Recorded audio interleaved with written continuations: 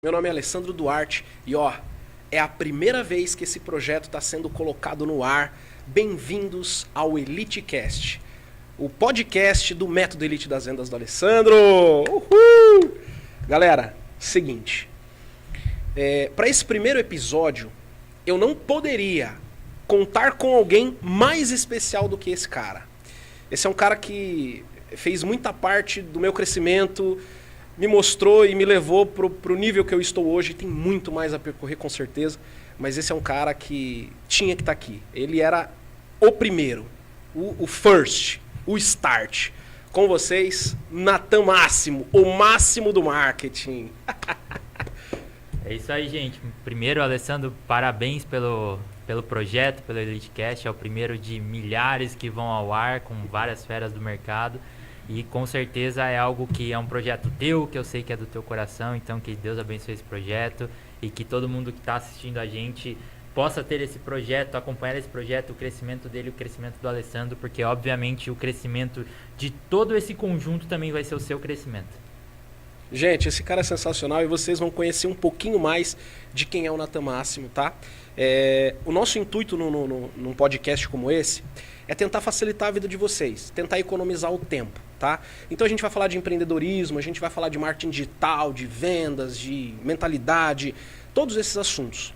Mas muita gente acha que é estritamente profissional, quando na verdade a vida pessoal também entra. E essa é uma das grandes dificuldades que eu percebo que os nossos alunos, pessoas que nos acompanham nas redes sociais, têm de entender. Então, já vou lançar aqui umas perguntas, beleza? Vamos lá? Cara, para começar, Natan é meu grande irmão e já conheço um pouco da trajetória dele, mas eu quero que você fale para nossa audiência. Meu irmão, quem é o Natan Máximo? Vamos lá. Hoje eu começo sempre falando que o Natan Máximo é o marido da Laís. Porque hoje pra mim a Laís é minha família, é minha base e é o que mais me importa. Mas antes de tudo isso, o Natan é filho da Glauci, o Natan cresceu com os avós numa cidade no interior de São Paulo, a 500 quilômetros de São Paulo, cidade de Marília. E lá eu cresci, lá eu me formei, né? Eu sou publicitário formado, então lá eu fiz a minha faculdade, comecei meus primeiros passos lá em Marília. Sou um amante da música, sou um amante de viagens, sou temente a Deus, né? Então tenho fé que hoje eu estou aqui porque deveria estar, porque eram os planos de Deus para estar aqui hoje.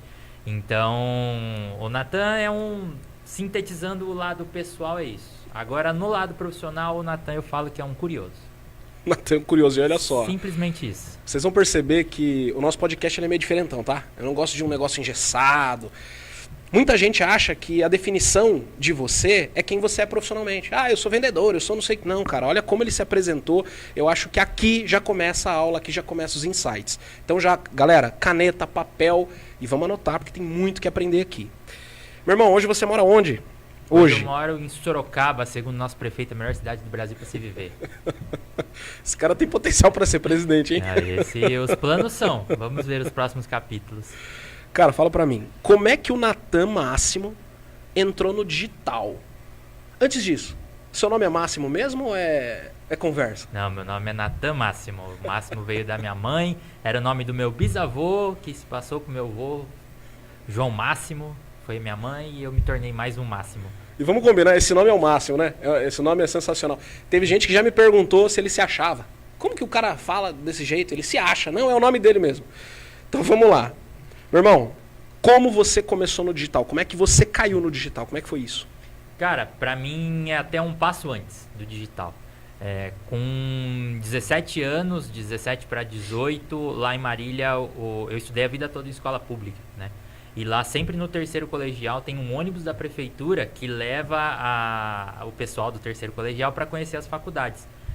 A minha ideia era que eu fizesse ou arquitetura, ou engenharia civil, ou educação física.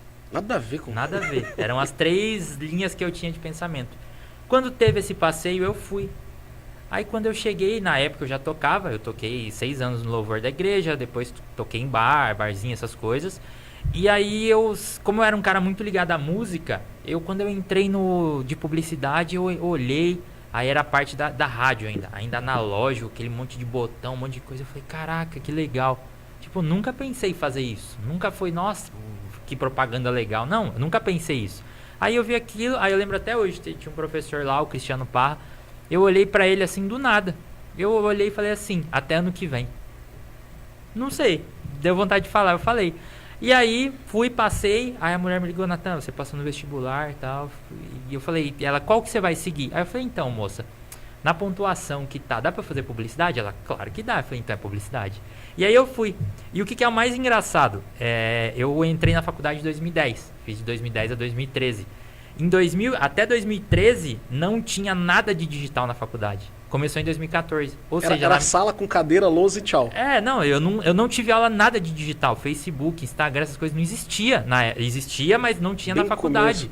E aí eu saí como o quê? Falei, pô, posso fazer propaganda. Sei, já entendi muito, aprendi economia, aprendi sobre o comportamento de cliente, definição de análise SWOT, coisas mais técnicas assim. Mas o digital não entrou na minha vida na faculdade, como muita gente acha. O digital entrou depois. O que aconteceu? Eu comecei minha carreira como designer, porque eu achava algo muito legal, fazer arte, montar as coisas. Eu lembro até hoje, quando eu vi meu primeiro impresso num jornal de Marília, que eu olhei e falei, caraca, que da hora, se duvidar minha mãe deve ter isso guardado até hoje. E aí eu falei, legal. Só que aí eu via que era assim, eu olhava, é legal, eu gosto disso? Gosto. Tenho bom gosto? Aí é muito de subjetivo. Pessoa para pessoa. Mas eu falei, cara, é interessante, mas eu não consigo ver o resultado direto. Como eu vou conseguir ver o resultado direto? Aí comecei a estudar. Resultado seria mensuração. Mensuração, exatamente. Você não consegue mensurar quantas pessoas leram. Quantos estão vendo? O que isso gerou de venda? Eu não sabia, né? E eu sempre fui um cara que por eu ser curioso, por que eu me considero um curioso? Porque eu quero ver resultado. Acontece um caso clássico agora. Desde que eu saí da casa dos meus pais, eu sempre morei em apartamento. E agora eu tô morando numa casa. A casa deu um problema na caixa d'água. Eu não sabia nada sobre caixa d'água, mas eu sou o quê? Curioso.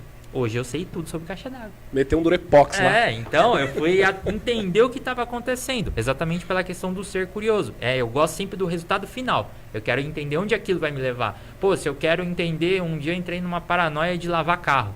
Não, eu quero entender o que é bom para o meu carro, para eu lavar meu carro. Para não dar problema futuramente, sabe? Então eu falei na época, layout, design é legal, mas eu não consigo ver o resultado final. Aí eu trabalhava numa empresa em Marília. E eu chamava Breda Sistemas, e eu falei pro dono, pro Milton, falei, Milton, vai ficar R$700 pra gente fazer um milheiro de panfleto. Só que eu tô com uma ideia meio louca aqui que você talvez vai gostar. Se a gente fizer uma campanha no Facebook, eu nem sabia fazer. Isso 2011. 2010 para 2011. Tava nascendo, tava engatinhando no Brasil. O Instagram não era do Facebook, era totalmente diferente a tinha carinha. WhatsApp. Não tinha WhatsApp. Aí ele, não, vamos fazer o panfleto. Aí daqui a pouco a gente no corredor da empresa assim, ele, cara, como que era aquilo que você falou lá? Me explica. Aí a gente fez. Nisso, era um sistema novo que ia ser lançado, aí eu joguei a bomba, mas eu não sabia fazer. Falei, se ele falar assim, eu estudo. Aí ele, sim. A gente fez a campanha, não lembro, gerou 70, 80 contatos lá, né, possíveis contatos, que são os leads, né? E aí a gente teve 4 vendas. Cara, nessa época você não tinha noção do que era um lead, não tinha nada. Tudo que era sofisticado na sua visão. Nada. Você aprendeu na raça. Eu sabia, eu aprendi na raça. Hoje todo mundo, às vezes eu falo com alguém assim, eu quero falar, mas com quem você aprendeu? Eu falo, cara, eu tô desde 2010 trabalhando com isso.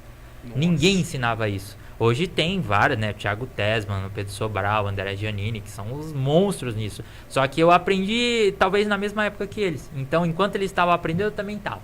Então eu aprendi na raça, eu aprendi fazendo, eu aprendi lendo, como vários falam, eu aprendi no campo de guerra.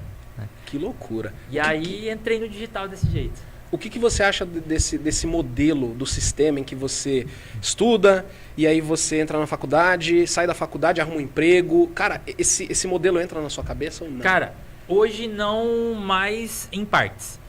Hoje eu falo pra todo mundo, inclusive até pra pessoas próximas, primos, esse tipo de coisa, assim, que às vezes que tá começando a entrar na questão da faculdade, né? Do que eu vou fazer, pra onde eu vou, e eu sempre falo.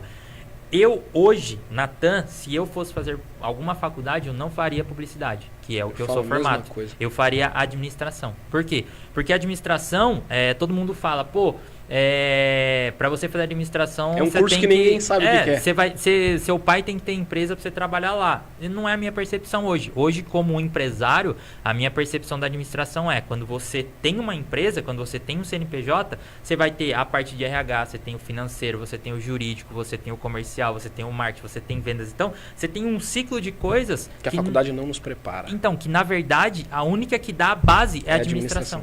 Entendeu? Então hoje eu concordo, né? Acredito que obviamente isso vai muito do que a pessoa quer para a vida dela, mas a partir do momento que ela escolhe ir para uma faculdade, eu iria para a área da administração, porque a administração, quando você sai, você pode fazer depois um MBA em marketing, um MBA em recursos humanos, né? Alguma extensão, alguma pós, alguma coisa do tipo. Então você consegue se especializar.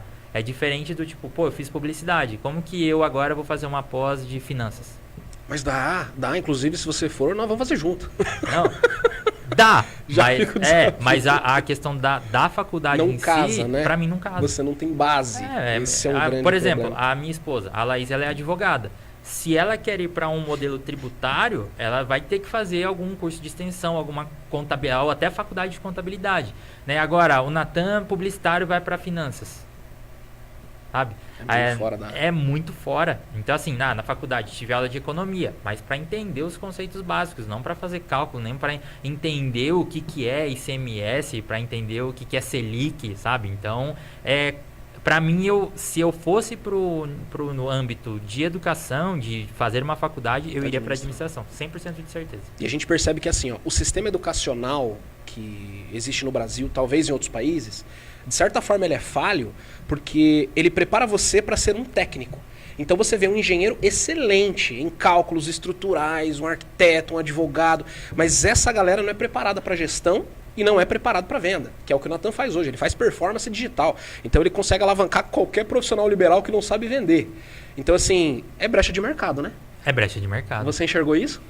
Ou então, foi na sorte também? Foi não, meio que acontecendo? Na verdade, de 2010 a 2023, eu fiquei trabalhando em empresas, né? E aí até tem muita gente que critica a relação do CLT. Eu particularmente gosto da CLT. Né? A CLT me fez o Natan Máximo ser o Natan Máximo. Porque se eu não tivesse trabalhado todo esse tempo, hoje eu não teria toda a questão da gestão, porque eu cheguei em cargos altos onde eu tinha times. Né? Trabalhei em locais fora do Brasil, o que me trouxe uma ideologia de tipo assim, como é o mercado na Europa, como que é o mercado nos Estados Unidos, e me deu a musculatura que eu precisava para eu ser quem eu sou hoje. Né? Então, até hoje, por exemplo, eu tenho conversado muito com o pessoal da Hotmart, né? E o pessoal da Hotmart, a gente tem feito alguns trabalhos ali em relação à mentoria, a cursos, a forma de pagamento, etc. E teve um ponto que eu levei para eles que eles acharam sensacional. E olha o tamanho da Hotmart. Que não foi nada relacionado a empreendedorismo. Foi relacionado a um profissional que trabalha dentro de uma empresa. Por exemplo, aqui na cidade tem várias empresas, várias indústrias. Qual que é o ciclo da pessoa dentro da empresa? Ela entra como assistente, estagiário, aprendiz, aí ela vai, quando a gente tem júnior, pleno, sênior, depois ela vai para analista, segue o mesmo, aí ela opta depois ali na frente em ir para coordenação ou ser o especialista, até ela chegar num cargo de coordenação, gerência e diretoria. Quem ensina isso hoje? Olha, é uma brecha. Entendeu? Então assim, hoje, quando a pessoa, imagina você hoje, pô, eu, Alessandro, trabalho em uma empresa, sou um analista júnior. Como eu faço para um dia ser diretor dessa empresa? É só eu trabalhar 40 anos nela que naturalmente eu vou chegar lá? Dependendo da empresa pode ser, mas a maioria das empresas não. Então você tem alguns gargalos que você precisa falar, tanto como eu recebo o feedback, como eu dou o feedback, como eu faço a minha prática do dia a dia, o que eu entrego de resultado, como que é o meu relacionamento com as pessoas que estão em volta de mim. Então existem alguns pilares que a gente pode trabalhar com as pessoas que estão na CLT para que elas cresçam dentro da CLT. Porque por mais que todo mundo fala de empreendedorismo, de crescer, hoje, por exemplo, eu sou empresário, só que eu falo isso com 100% de clareza e de tranquilidade, por quê? Porque por 13 anos eu estive ali. Então eu sei como eu converso com o diretor, eu sei como eu dou um feedback para uma pessoa que está abaixo de mim. Transitar. Exatamente. E é exatamente isso que eu quero passar para as pessoas. Que loucura. Você hoje é empresário, você é empreendedor. E eu quero te fazer uma pergunta, embora eu já saiba a resposta. Qual é a sua maior dor hoje, enquanto empresário? Cara, a minha maior dor é contratação. Mão de obra? Mão de obra. Hoje em dia, inclusive eu tinha 4 vagas abertas e demorou um tempão para eu conseguir contratar. Inclusive das 4 hoje eu tenho uma. 3 foram preenchidas, mas ainda tem uma. Ainda tem. E para quem não sabe, às vezes você abre vaga, recebe 30 currículos, no dia da sua entrevista aparecem 5 pessoas, e dessas 5 pessoas elas têm um monte de exigência e no fim acaba não dando em nada. Você já pensou em desenvolver time? Você faz isso? Sim. Sim. Não fica esperando o pronto do mercado. Cara, não fique esperando o pronto porque assim, o pronto é muito relativo, né? Então pode ser que a gente em determinado momento converse com alguém que aprendeu com determinada pessoa, só que essa pessoa talvez não é o modelo de raciocínio lógico que eu preciso para dentro da minha empresa. Basicamente você contrata por mentalidade. Eu contrato por mentalidade. E você treina a competência então. Exatamente. Caraca, olha a filosofia. Contrate por mentalidade e treine competência. Cara, pesado, hein? Vou usar isso como um corte depois, inclusive. Né? Ele que falou, mas vai ficar pra mim. Meu irmão, vamos lá. Qual foi o maior desafio da sua jornada até agora? Uma pedra grande? Vamos separar em 2 caminhos. CLT ou empresário? O que você sentiu no coração? Quiser falar dos 2? Cara, o mais difícil pra mim foi sempre acreditar. Porque hoje muita gente vê e por ter um celular toda hora na mão e muito fácil e comparar a vida com a vida dos outros, isso gera um problema gigante na cabeça das pessoas. Então, o que aconteceu comigo? Eu via determinadas pessoas e aí eu olhava e falava, cara, eu consigo chegar lá. Só que aí ao mesmo tempo, o primeiro passo, a gente sempre fala, né, na escada, o primeiro passo é o mais longo. Então, assim, o primeiro degrau é isso aqui, passou a perninha curtinha.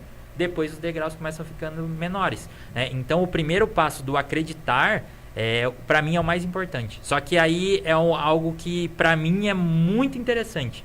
Porque o acreditar faz parte do quê? Do não desistir. E o não desistir é o que existe pro Natan. Então, assim, no meu dicionário, a palavra desistir não existe. Deixa eu fazer um ponto aqui, você vai lembrar disso. Em meados de agosto, eu estava na casa do Natan, agosto do ano passado. E eu falei pra ele, cara, já imaginou a gente tá em contato com players e tal? Ele me fez a seguinte pergunta: com quem você gostaria de estar? Fala um cara. Eu falei, sei lá, o Geraldo Rufino, admiro muito ele, mas é muito distante. Ele falou, oxi, quem falou? E cara, estive com ele no dia 9 de dezembro, cara a cara, a convite da equipe. Que loucura. Então assim, eu falei, antes da gente começar o podcast, eu falei pro Natan, irmão, continue prosperando porque vendo a sua evolução, a gente acredita que é possível. E você é uma inspiração, não só para mim, como para várias pessoas. Sim. Né? E além disso, tem aquela questão que você sempre está a 3 pessoas de um contato, né? Hoje, por exemplo, se eu quiser ligar pro Neymar, com quantas pessoas eu preciso falar? Com o nosso diretor. Entendeu? Então, a gente tá a uma pessoa, né? Tem o Wagner, né? Por exemplo, o Wagner é amigo, conhece o Felipe Tito e o Felipe Tito é amigo do Neymar. Nossa. Então, pô, a gente tá... nossa, mas é difícil. Agora não, tanto que ele tá no Brasil, né? Mas assim, pô, eu preciso falar com o Neymar, tem uma proposta pra ele, beleza? Obviamente, né, a gente tem radares, a gente não vai quebrar os sensores do radar, sair atropelando tudo só pra... igual eu falo, né, que quando eu tinha 8 anos, eu sempre gostei, quando eu era pequeno eu amava futebol. E eu era palmeirense por conta de influência do meu pai e tal. E uma vez, o Palmeiras foi jogar contra o MAC, que é o time lá de Marília. E na época o Luxemburgo era o técnico do Palmeiras. Minha mãe estava trabalhando, minha mãe policial, foi trabalhar no estádio. Aí eu coloco isso como uma quebra de radar, porque, pô, mais 8 anos de idade, né? Hoje tá tudo bem. Mas ela ligou e falou, filho, ligou no telefone fixo da casa da minha avó, filho, tô aqui com o Luxemburgo, fala com ele rapidinho. Aí eu falei assim, fala Luxa, tudo bem? Eu sou seu ídolo. Eu não falei eu sou seu fã, porque eu tava tão emocionado, sabe? E hoje em dia muita gente faz isso. Muita gente emociona e aí, cara, aí quebra sensor. Deixa eu trazer mais um contexto, eu adoro isso. Você tinha que ser o primeiro, cara. Ano passado, dia 14 de março, o Natan me fez um convite. Viu? Você gostaria de participar da imersão, checkmate do Wagner e tal? Eu falei, vamos ver, né? Ele falou, não tem essa de vamos ver. Você quer ir ou não? Bem assim. Eu falei, bora. Cara, foi um mundo tão novo pra mim, tão novo, que eu fiquei tão empolgado. E eu doido pra tirar foto com os caras e ter contato. Quando o Wagner, que ele comentou agora a gente já tem uma certa relação e tal, mas o Wagner Cavalcante, quando ele falou a primeira vez comigo, que ele falou, e aí? Nossa, quase chorei. Foi um dia inteiro de emoção, aí no dia seguinte, ele, e aí, mano, o que você achou ontem? Eu falei, puta, achei top. Fez o que tinha que fazer? Tirou foto? Fiz. Então para. Como assim para? Ele falou, cara, esses caras não gostam de fanboy, cara. Tem que ser natural. Você tem que ser interessante e não interesseiro. Essas palavras nunca sumiram da minha cabeça. E agora eu... Já assistiu Patroa das Crianças? Já. Michael Caio, agora eu chego pros caras e falo assim, e aí, bro? E aí? E por dentro eu tô assim, ei, caraca, entendeu? Não, é exatamente isso. A gente teve 2017 para 2018, quando eu mudei para São Paulo, chegou uma vez eu fui na Rede TV. Eu trabalhava numa empresa que exportava produtos para a China e a gente estava querendo fazer um projeto de expansão na Rede TV, né, que ia fazer propaganda. Aí eu fui. Eu cresci com a minha avó assistindo Hoje em Dia. E aí cheguei lá, quem que tava fazendo? Minha avó parecia amiga do Edu Guedes. Ela falava, pera aí que eu vou assistir o Edu. É tipo o ídolo do Edu, né? Aí um dia eu cheguei, quem que tava na minha frente? Ele. Nossa. Tava o Celso Zucatelli, a Mariana Leão, os dois conversando comigo e ele fazendo uma receita ali, o Edu Guedes. Aí eu olhei aquilo e falei, meu Deus. Aí eu tava assim, falei, caramba, que legal, pô, vi o cara na TVzinha lá a vida inteira. Aí o Celso Zucatelli, ele falou assim, eu comecei a conversar com ele e tal. Eu falei, cara, você sabe, né? Eu sou extremamente transparente. O jeito que eu tô falando aqui, é o jeito que eu converso com você fora daqui, é o jeito que eu converso com o cliente, é o jeito que eu converso com minha esposa, com todo mundo, né? E eu falei pra ele, eu falei, cara, é muito legal estar do seu lado. Aí ele falou, por quê? Com essa tranquilidade aí? Eu falei, é muito legal estar do seu lado. Aí ele falou, por quê? Eu falei, porque eu cresci assistindo esse programa. A minha avó é super fã do Edu Guedes. Aí ele falou assim, cara, tá com seu celular? Eu falei, tô. Ele pega o seu celular. Dei na mão dele, ele abriu a câmera. Eu tenho esse vídeo até hoje. Aí ele falou assim, como que sua avó chama? Elza. Ele pegou. Nossa. Oi, dona Elza, tudo bem? Aqui é o Celso, eu tô com o seu neto Natan aqui dentro do estúdio da Rede TV. E ele falou que a senhora faz um bolinho de chuva delicioso. Se um dia eu estiver passando aí perto de Marília, pode ficar tranquilo que eu vou passar na casa da senhora. Aí ele falou, cara, a hora que ele parou o vídeo, ele falou, eu sou igual a você. Eu não sou nada diferente de você. Cara, numa paz que ele falou, eu sou igual a você. Somos pessoas. Tudo bem que temos talvez visibilidades diferentes, mas no fundo eu tenho um coração e uma cabeça e um cérebro igual a você. Deixa eu te fazer uma pergunta. Você hoje é um cara muito forte no digital. Você tem noção da sua relevância? Não. Você não tem essa noção. Não.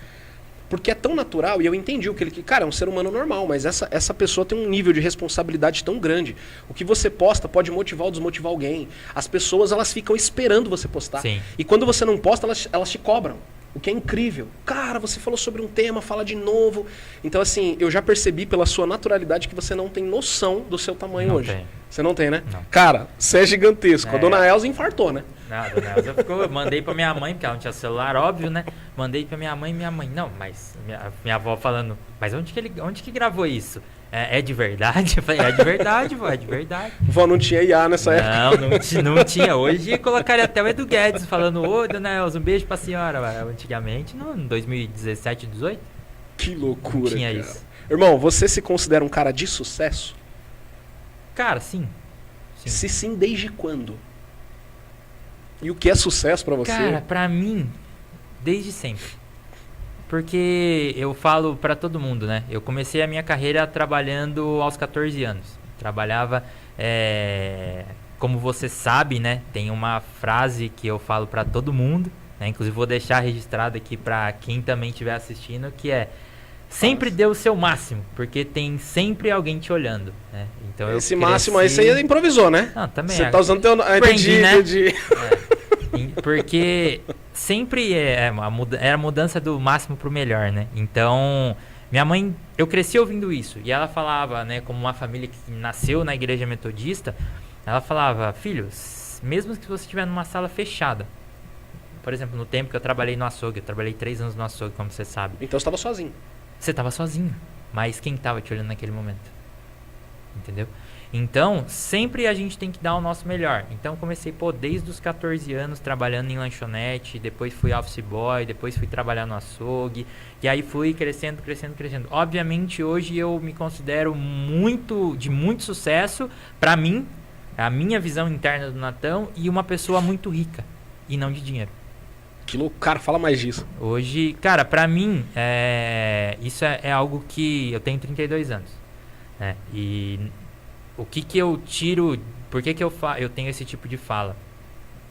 Sempre que a gente vê alguns players muito grandes, eu tinha uma palavra, um negócio assim, eu sempre até conversava muito com o Gustavo, né, com o meu sócio. Eu falava, Gu, será que se um dia a gente tiver dinheiro, igual esses caras têm, a gente vai falar que dinheiro não é importante? E aí eu ficava com isso na cabeça. Eu falei, cara, porque pra mim é um paradoxo. Não tenho dinheiro, consequentemente é difícil. Tenho dinheiro, consequentemente Fica é fácil, mas eu não preciso do dinheiro. Então é um paradoxo. Meio que ele perde sentido, né? E aí eu falava, cara, beleza, é legal ter dinheiro? É super importante. Todo mundo tem que ter dinheiro. Eu falo que as pessoas boas, as pessoas que trabalham, que vão atrás, elas precisam ter dinheiro. Porque às vezes a questão não é o dinheiro para você comprar um super carro, uma super mansão, fazer uma super viagem. Mas é para você ir no mercado sem você olhar o preço, se você vai comprar o Chocopinho ou o Toddy, sabe? Não é a questão de você ter muito para ir. É você ir num restaurante, no Outback, num Coco Bambu, no restaurante mais caro aqui na cidade... E você não precisar olhar o lado direito do cardápio que tem o preço. Você escolher, eu vi sua postagem. Você escolher pelo, eu estou com vontade de comer isso, vou comer isso. Entendeu? Então, tem a questão monetária, financeira. Mas hoje eu me considero uma pessoa extremamente rica, por quê? Porque eu tenho a minha família. Você tem tudo que você precisa. Hoje, pra mim, eu falo, eu posso cair, cara, eu posso perder meu carro, eu posso perder minha casa, eu posso perder meus investimentos, eu posso perder minhas empresas.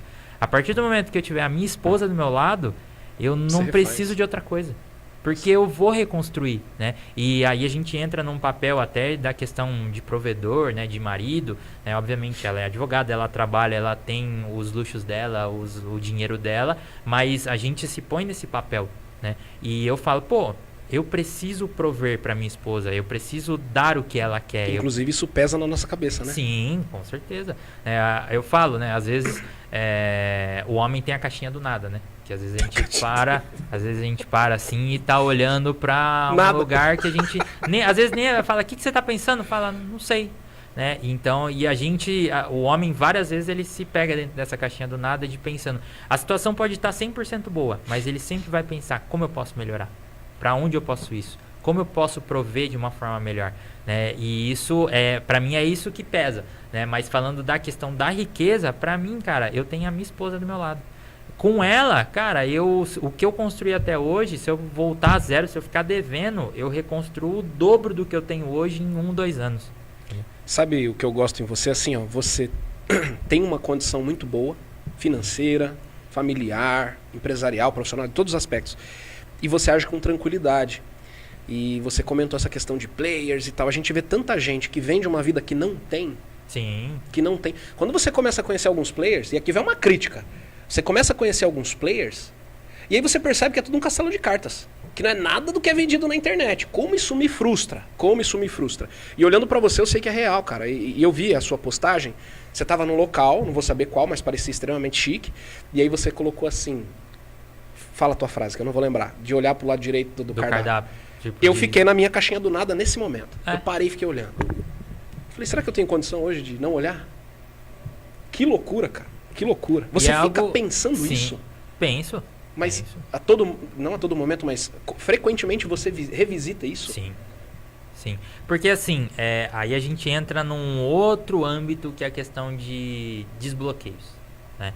Eu cresci em uma família escassa. Né? 2. Então, eu precisei aprender a deixar de ser escasso. O que é você deixar de ser escasso? A partir do momento que você tem um determinado problema ou um trauma, seja quando na sua infância ou na sua adolescência, algo que te travou, e aí você vai viver com aquilo, né? Isso eu posso falar com 100% de transparência, porque eu sei com toda a certeza do mundo que minha mãe vai assistir, né?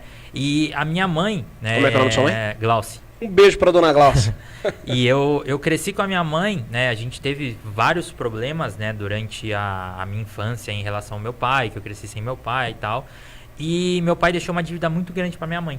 Então a gente não tinha dinheiro porque a gente não tinha crédito na praça. Então o que fazia? Todo mês de dezembro, a amiga de infância da minha mãe, que eu chamo de tia, que é a Regina, a gente ia no centro de Marília, que abria de noite, e a gente comprava roupa. Então, uma vez por ano a gente comprava roupa. Então, eu sempre tinha, por exemplo, calçado, eu tinha 2. Quando eu falava que era o de sair e o do dia a dia. Escola, né? Então, aí no próximo ano era o seguinte, o que era de sair ia pra ser do dia a dia e o novo era o de sair. E assim ia. E eu ouvia minha mãe aí falando assim, pô, já tô sem dinheiro, gastar um pouquinho mais não tem problema. Então, isso me trouxe uma trava. Por quê? Eu falei, pô, eu não posso ser essa pessoa que não tem dinheiro. Se eu for comprar alguma coisa, eu vou ter o dinheiro para comprar essa coisa, né? Se eu não tiver a condição de comprar essa coisa, eu não vou comprar essa coisa.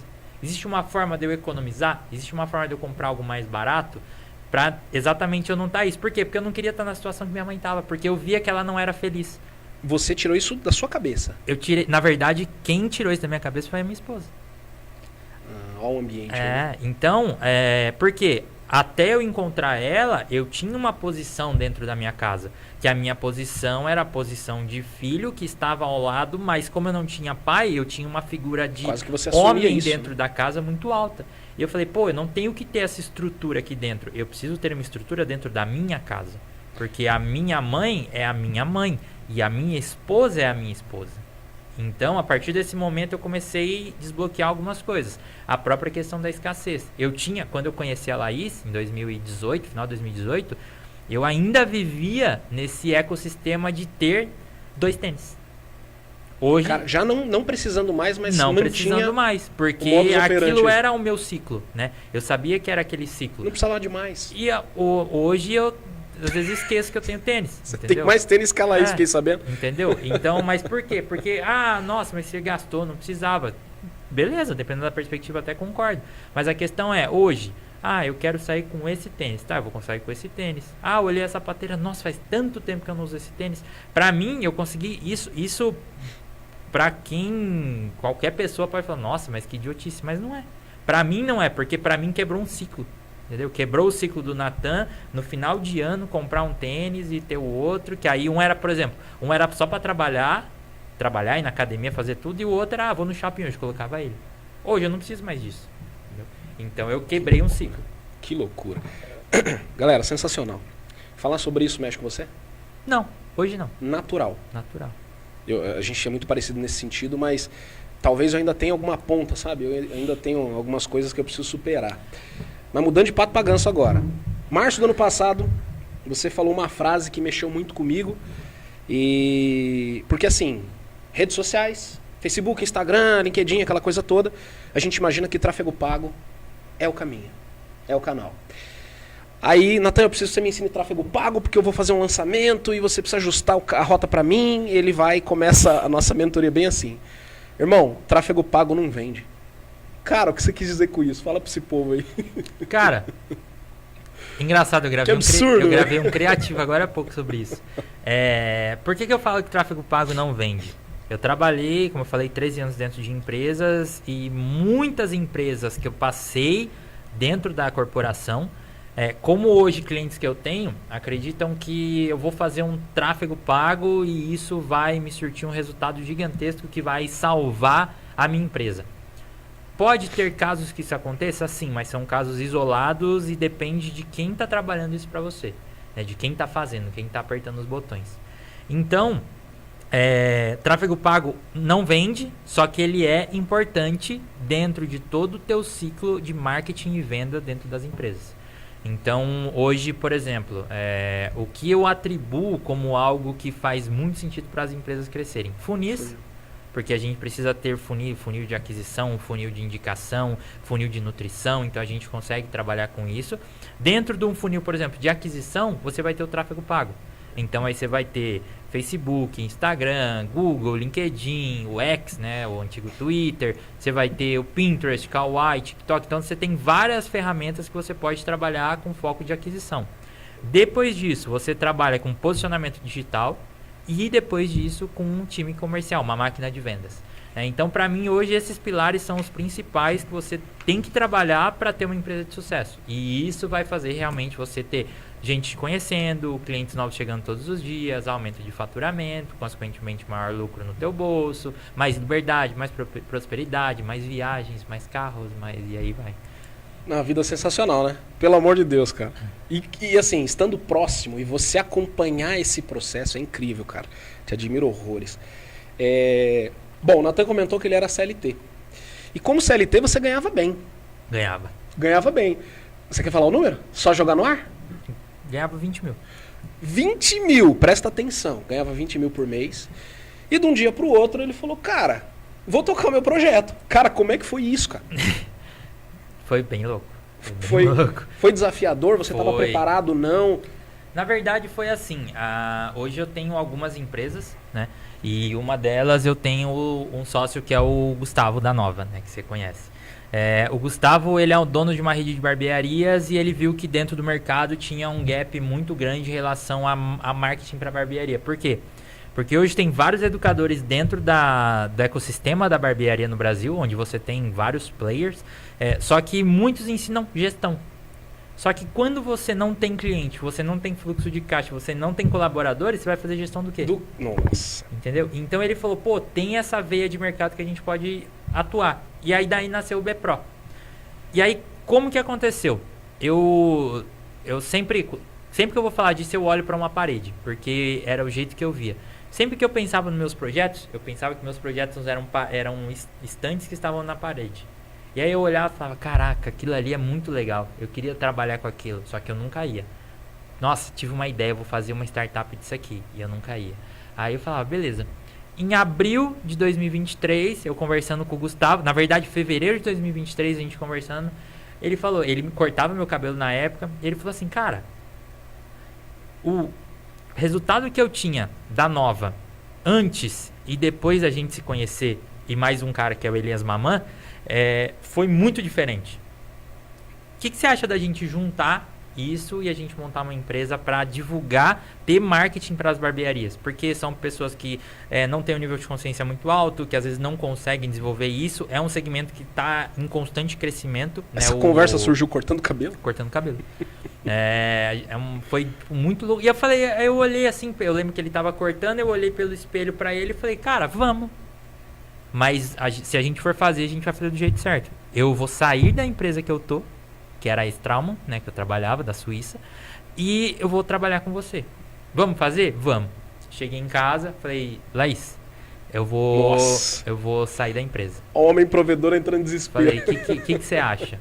Falei, pô, vou conversar lá, vou ver se a gente faz um acordo, alguma coisa, a gente tem uma poupancinha, qualquer coisa a gente sangra essa poupança, mas eu vou empreender, eu vou fazer a minha empresa.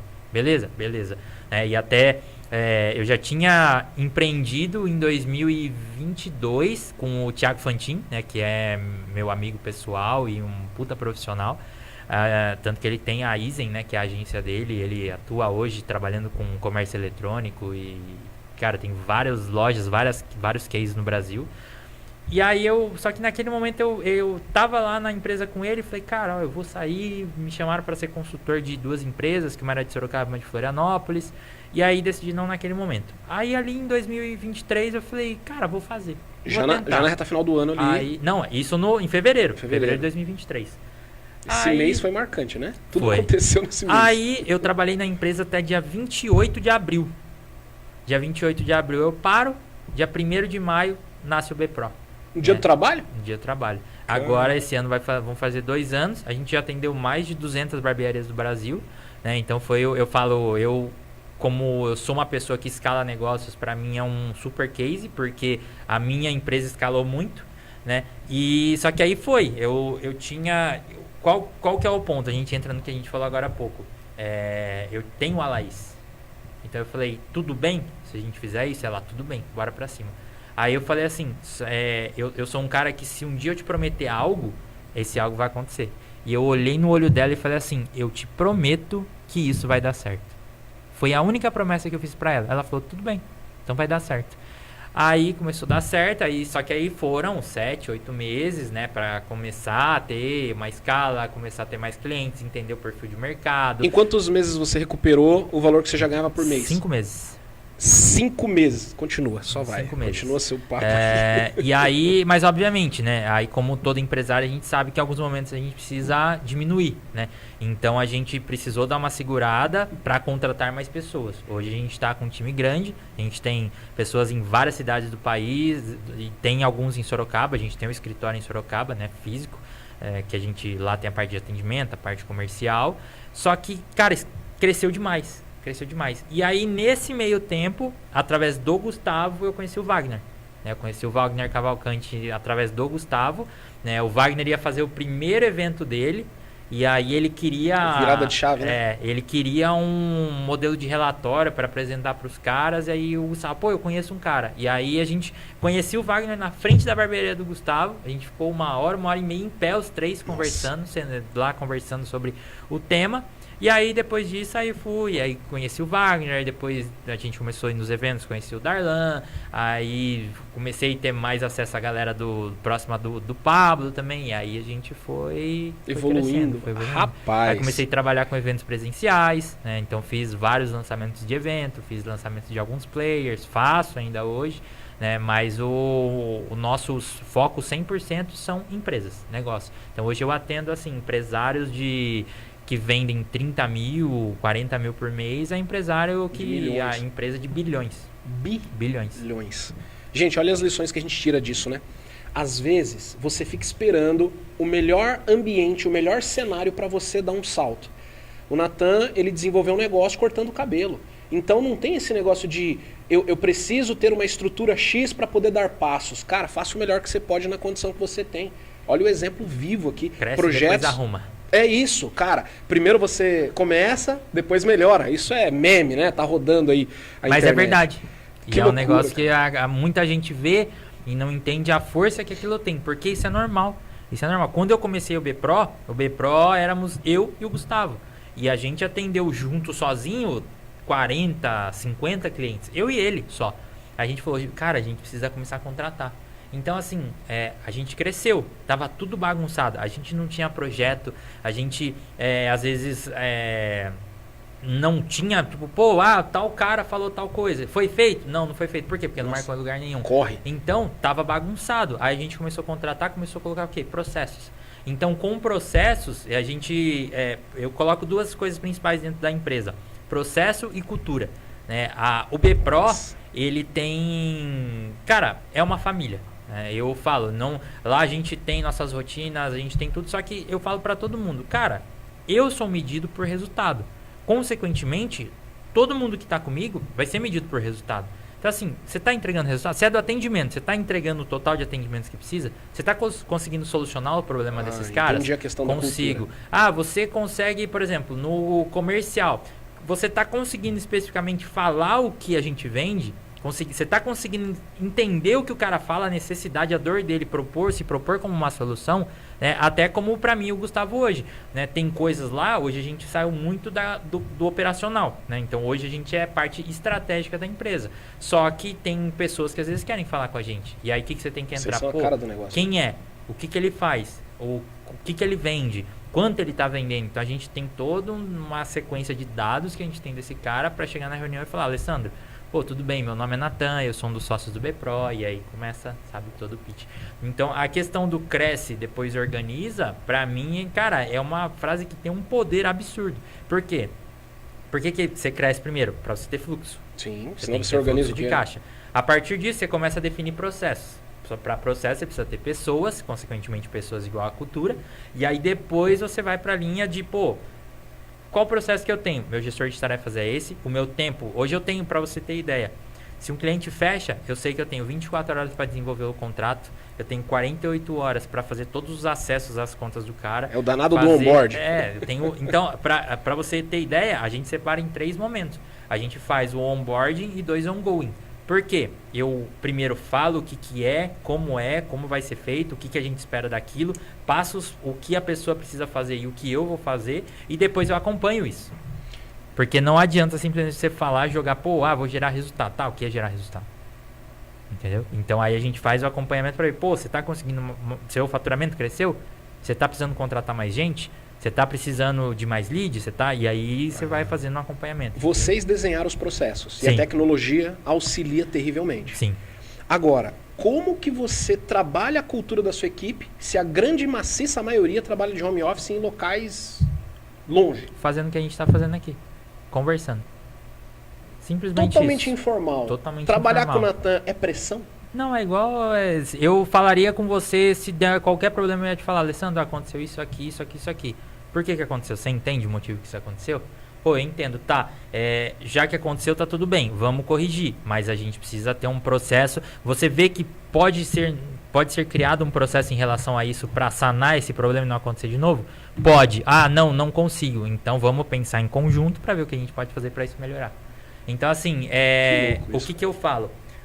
Hoje em dia, né, e eu falo por quê? Eu sou de 1992, então eu trabalhei com pessoas de 65, 70, pessoas muito mais velhas que eu em alguns momentos, e a gente sabe que o perfil das pessoas são diferentes. Hoje, qual que é o perfil das pessoas? Arrumar problema para os problemas. E o que eu falo para todo o meu time?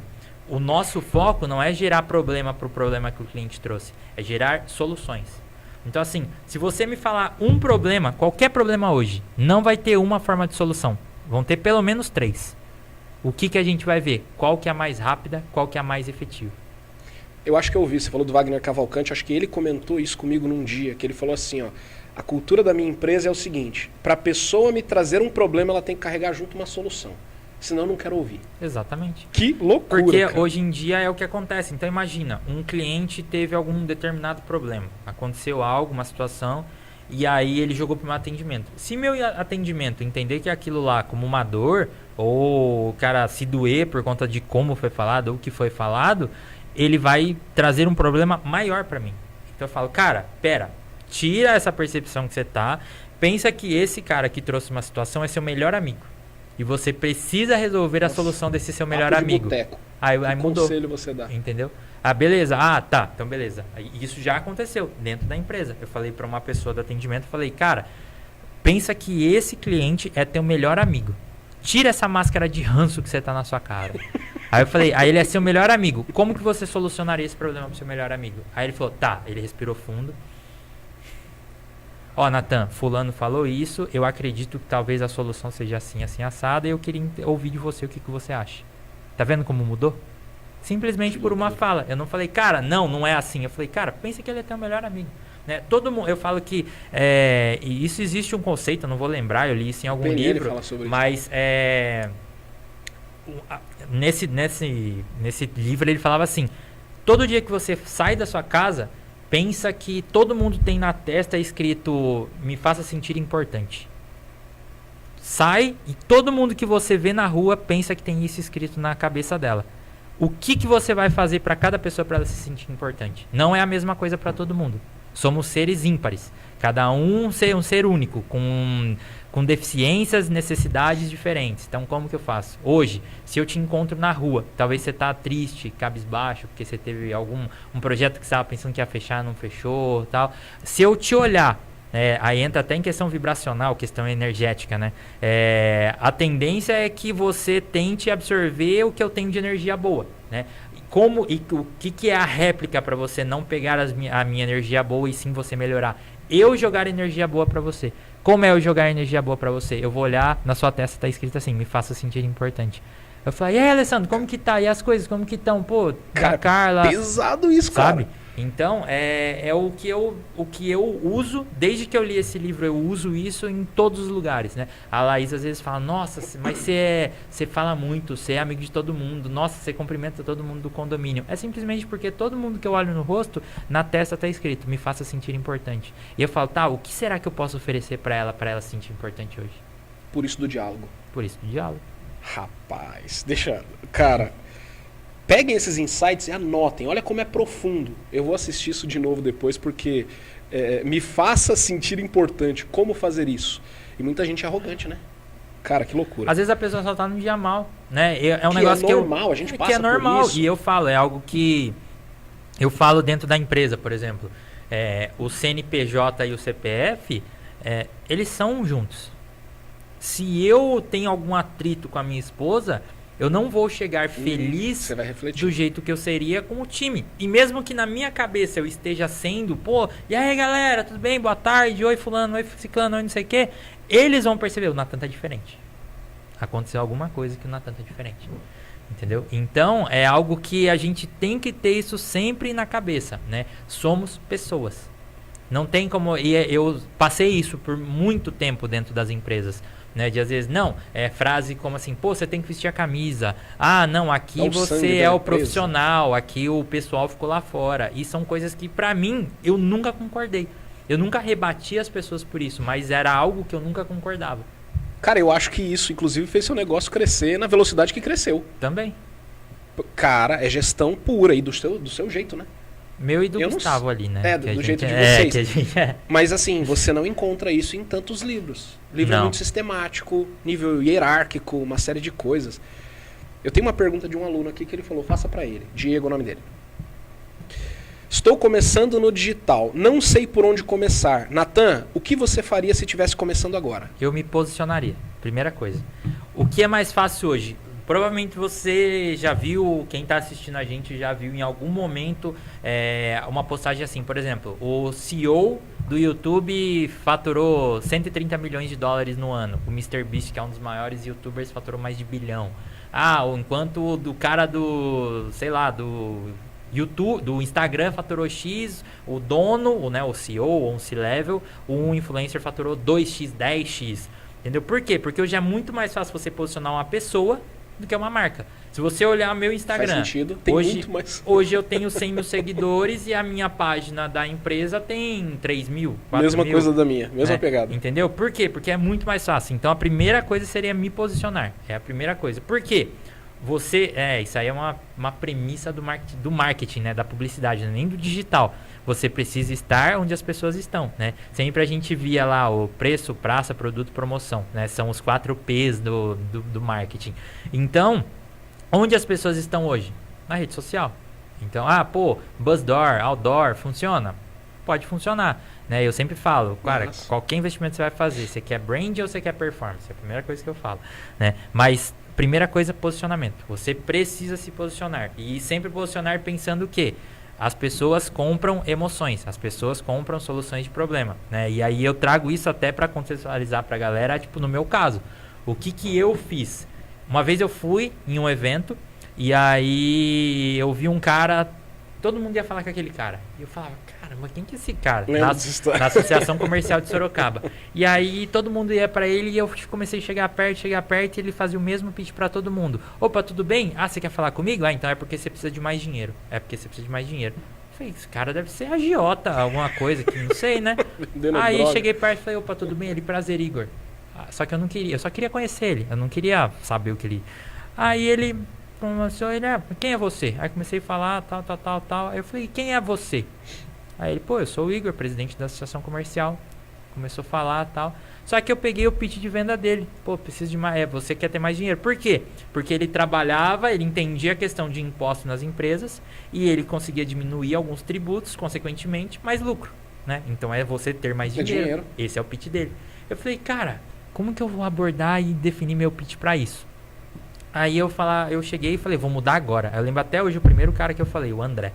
Eu peguei e falei com ele, aí ele falou, quem que é você? O que você faz? Aí eu peguei e falei, eu escalo negócios. Até então ninguém tinha me dado bola. A hora que eu falei isso, ele falou, como assim? Explica, né? Aí comecei a falar, não, então... todo empresário quer escalar. Eu tenho uma empresa e aí tem o outro, não sei o quê. Só hoje, Natan, você usa essa abordagem? Não. Hoje eu uso outra abordagem. O que você usa hoje? Natan, o que você faz? Eu gero resultado. Eu gero resultado. Gera o resultado, gera um senso cognitivo no seu cérebro que resultado está atrelado a várias coisas. Se você é uma nutricionista e você atende, por exemplo, um cara que quer ser bodybuilder e uma mulher que quer, um cara que quer emagrecer, o que vai acontecer? O resultado está atrelado na cabeça da pessoa. Ah, pô, eu quero ganhar massa muscular. Aí eu vou falar, pô, mas o teu foco como nutricionista é o quê? Cara, eu gero resultado para você. O resultado pra mim é ficar fortão. Ou, pô, eu quero emagrecer. Eu gero resultado. Ah, eu gero o resultado pra mim é emagrecer. Então a palavra resultado gera um senso cognitivo na cabeça da pessoa. É uma palavra genérica, mas que se é o que ela quer. Porque ela vai identificar. É resultado. Mas o que é resultado? Resultado é muito amplo.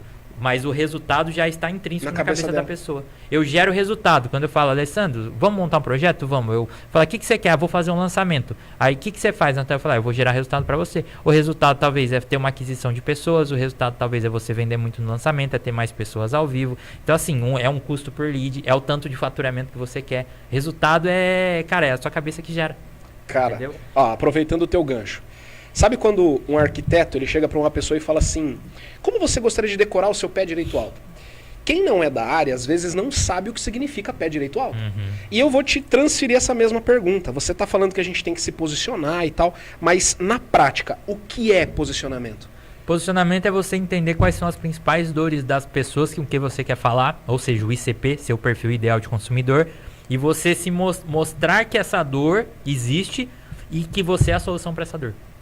Então é exatamente isso. Por exemplo, quem fez a pergunta? Diego. Então, por exemplo, o que o Diego tem que fazer? Pô, você sabe que setor que ele trabalha?